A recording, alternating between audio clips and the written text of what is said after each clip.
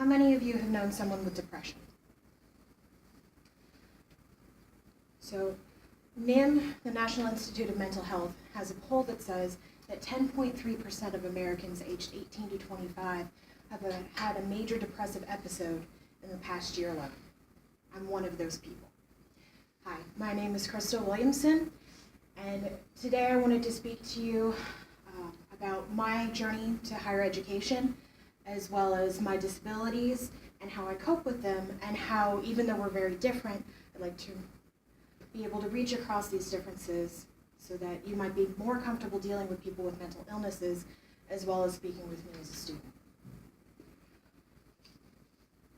So to get to know me, you're going to need to know a couple more things. So I've been using the exact same type of pen since high school.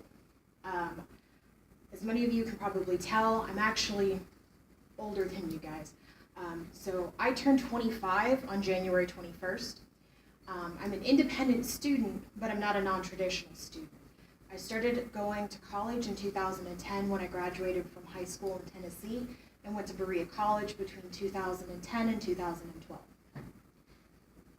So I'm actually an English Lit major here at U of L right now.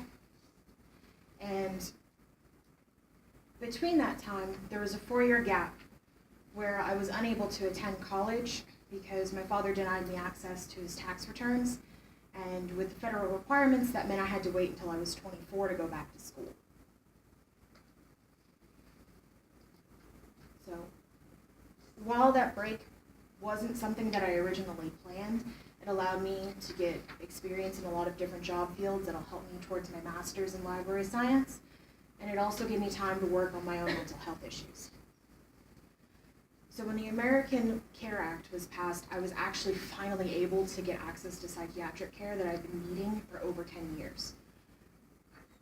I have to take this depression medication daily to deal with my own persistent depressive disorder and my general anxiety disorder.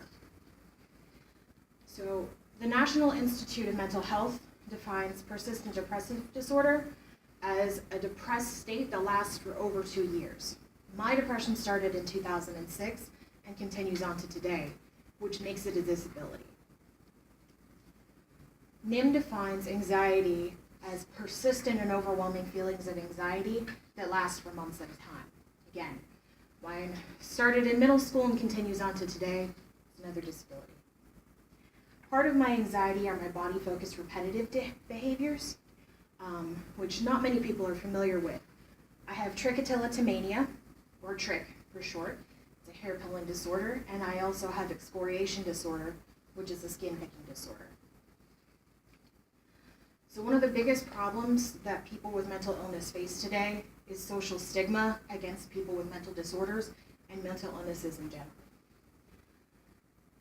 So one of the ways that I wanted to be able to reach across our gap is to just introduce the fact that I have these mental disorders, because talking about them makes it easier to decrease social bias towards you, and the more people who are aware of how prevalent mental illnesses are in our society, the easier it will be for people to get along and coexist together peacefully.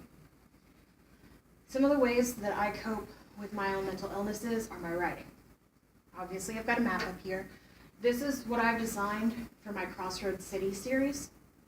I've been working on it since the summer. The background planning for it goes for quite longer. I'm up to 25,000 words for my first novel as of this summer.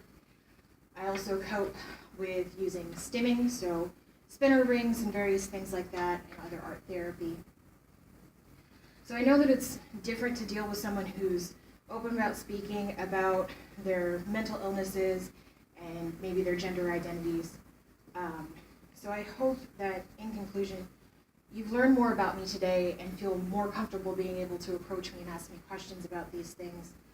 And as Carrie Fisher, who played Princess Leia, who is a mental health advocate, said, "Stay afraid, but do it anyway.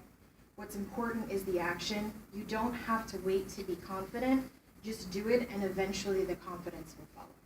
Thank you.